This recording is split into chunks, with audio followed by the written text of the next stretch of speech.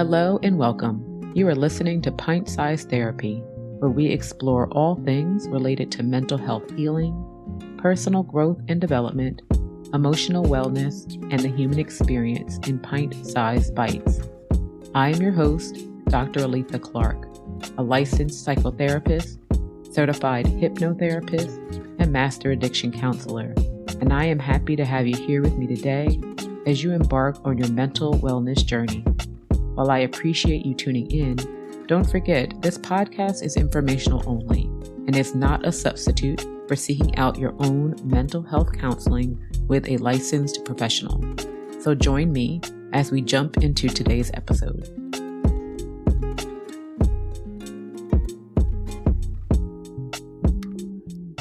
Hello, and welcome back to our series on codependence.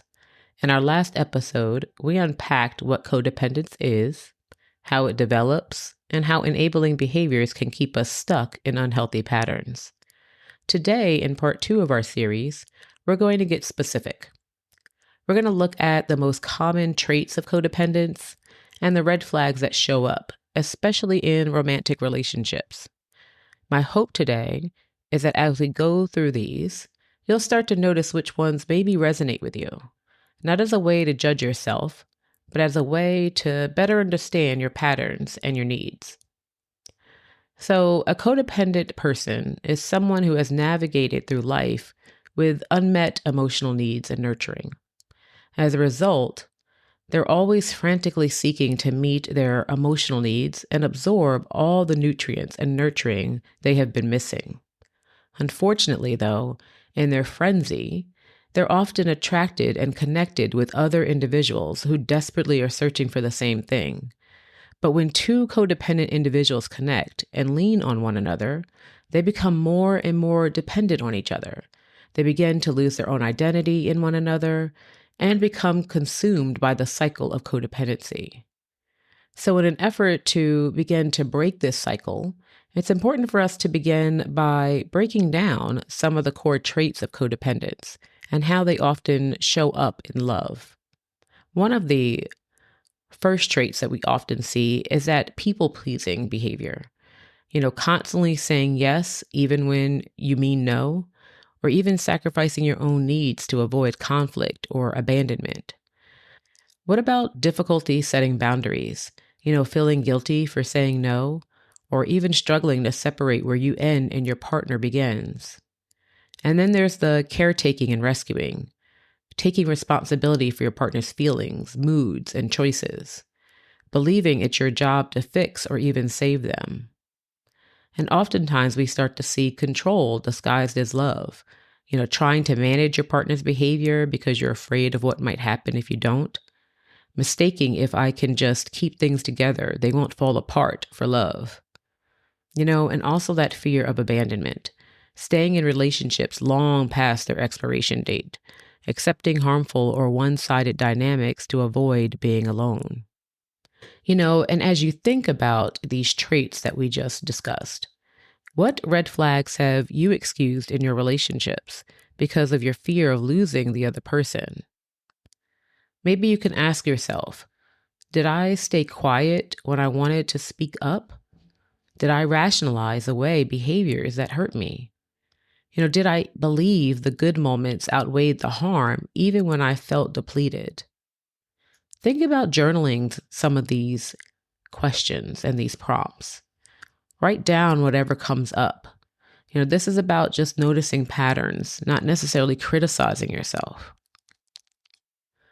One red flag worth highlighting in romantic relationships, especially that show up in codependency, is love bombing.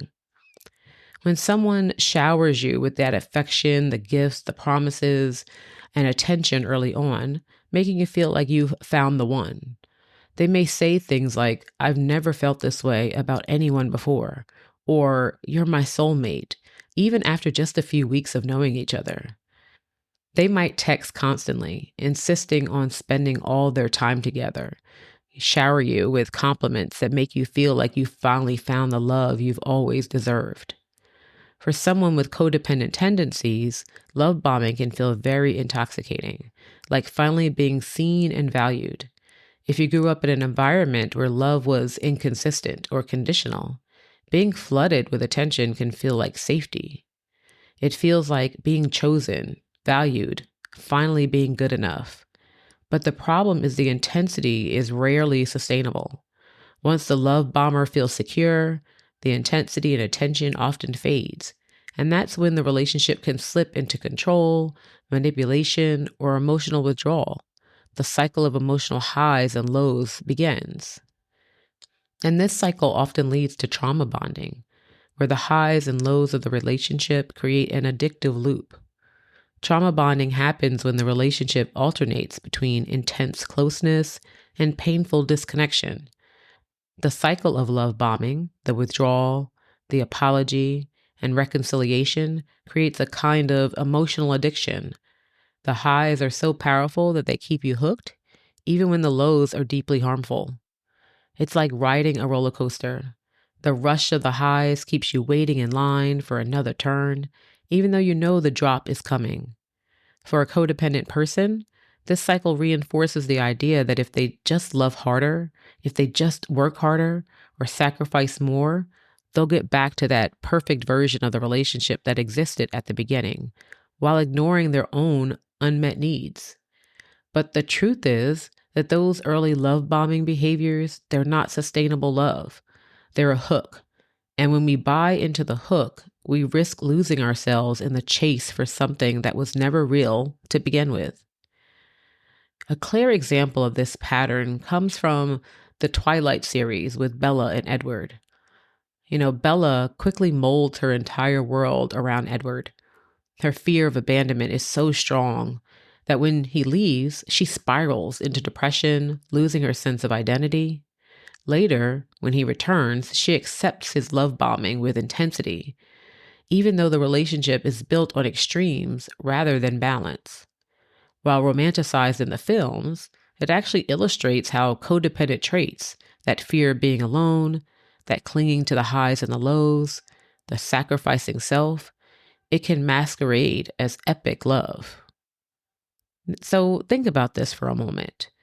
Have you ever been swept up in the intensity of someone's affection early on, only to later feel anxious, unworthy, or desperate to get that version of them back? How did you explain away the shift when their attention and love actually started to fade? So far, we've been looking at codependence from the perspective of the rescuer, the person who takes on responsibility, enables, and loses themselves in the process. But codependence is a two-sided pattern. On the other side, there's often a partner who needs to be rescued, who builds their own identity around being taken care of, being fixed or saved. This person may not consciously think, I want someone to rescue me, but their behaviors and choices invite that role. They might struggle with addiction, irresponsibility, poor emotional regulation, or chronic instability. And rather than developing the skills or accountability to manage their own lives, they rely on the rescuer to keep things together. So what does that look like? How can we recognize some signs you may be with someone who needs to be rescued? So let's think about that. The patterns that we might see in these individuals could be that they consistently create crises and expect you to clean them up for them. They depend on you financially, emotionally, or practical support in ways that feel one-sided. They might resist personal accountability, often shifting blame or relying on your forgiveness. And they may seem to thrive on being cared for. And when you try to step back, they escalate the drama to pull you back in. So here's where the cycle locks in. The rescuer, they feel valuable and they feel needed when they're saving someone. But the rescued person feels validated and secure when someone is taking care of them. But both sides, both roles, they come at a cost. One loses themselves in caretaking, and the other avoids growth by actually leaning on someone else. It becomes a circular relationship where each person's wounds feeds the other. The rescuer, they need someone to save in order to feel important. The rescued, they need someone to lean on in order to avoid responsibility. and round it goes. And this is why codependence isn't just one person's behavior, it's a dynamic. To break free, both sides of the dance need to be recognized and addressed. So think for yourselves. Have you ever been in a relationship where your value came from fixing someone, or where your partner's identity seemed to revolve around being rescued? Which role did you play most often? Were you the rescuer? Were you the rescued? Or maybe even both at different times? And how did this circular dynamic keep the relationship going, even when it wasn't healthy? Now, the traits and red flags of codependence are sneaky. They often masquerade as love, loyalty, or sacrifice. But true love never requires you to lose yourself to keep it alive. In our next episode, we're going to look at the cost of staying in codependent relationships, how they drain your energy, how they erode your sense of self and keep you in cycles of unhealthy love. We'll also explore Maslow's hierarchy of needs and how unmet needs feed into codependence. So until then, keep today's reflection with you. What red flags have I excused in love because of fear of losing someone? Awareness is the first step toward choosing differently next time. It's the beginning of reclaiming your identity and your power.